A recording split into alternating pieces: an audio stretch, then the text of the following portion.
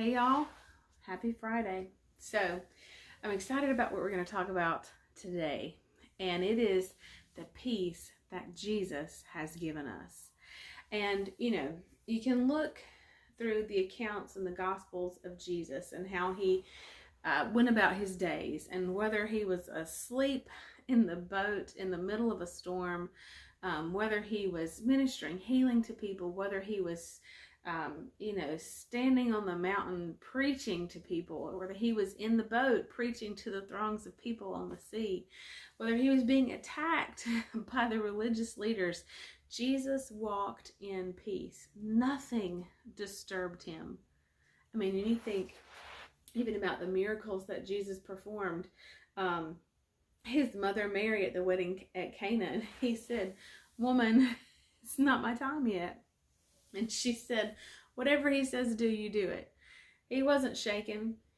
He did what he was supposed to do, turn the water into wine. Whether he is staring at the face of the sisters of Lazarus, Mary and Martha, who have just literally buried their brother, and he's looking at the tomb and he says, "Lazarus, come forth."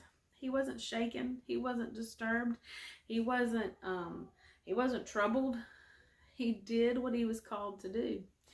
And I am so thankful that he has given that same peace to you and to me. And I want to read through two accounts particularly. As I was thinking about peace, and I was thinking about the peace that he has given us, these two examples, just I was reminded of them quickly. And so we're looking at Luke chapter 4. And this is really, to go into the whole story, I don't think we have enough time for today, but Jesus comes back from the wilderness. So in Luke chapter 3, John the Baptist baptizes Jesus, and Jesus goes to the wilderness in chapter 4, and he comes back, and he's speaking at the synagogue, and he says, this is Luke 4:18, and it was not unusual for Jesus to stand up and read scripture in the synagogue. He was a rabbi, he was a teacher, and so he would frequently read in the synagogues. But this day he read, "The Spirit of the Lord is upon me, because he has anointed me to preach the good news, the gospel to the poor. He has sent me to announce release to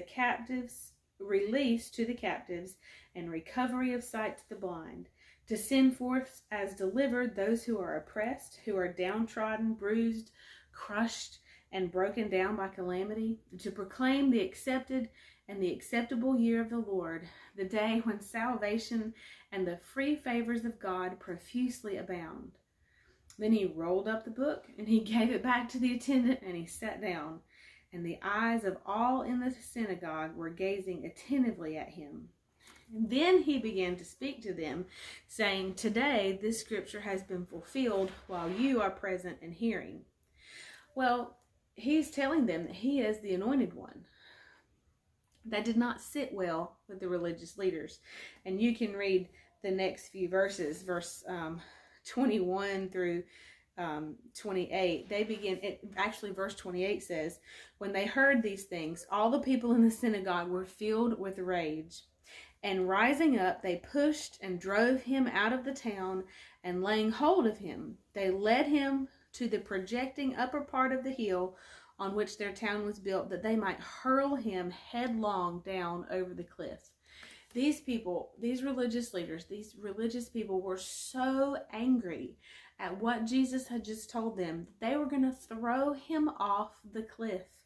It says they were filled with rage. Don't you think Jesus knew that too? They were clearly not calm about the situation. But you know what? Verse 30, "But passing through their midst, he went on his way. And he descended to Capernaum, a town of Galilee, and there he continued to teach people on Sabbath days." Holy moly. What peace and composure.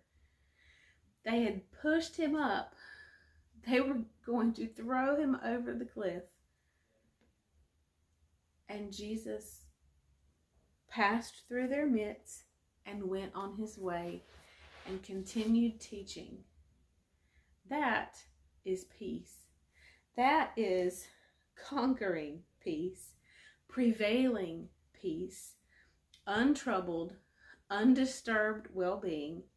And he was free from any anxiety, any stress. He kept his focus on who he was and what his assignment was, and he pressed through the crowds. And that's the kind of peace that he has left for you and for me.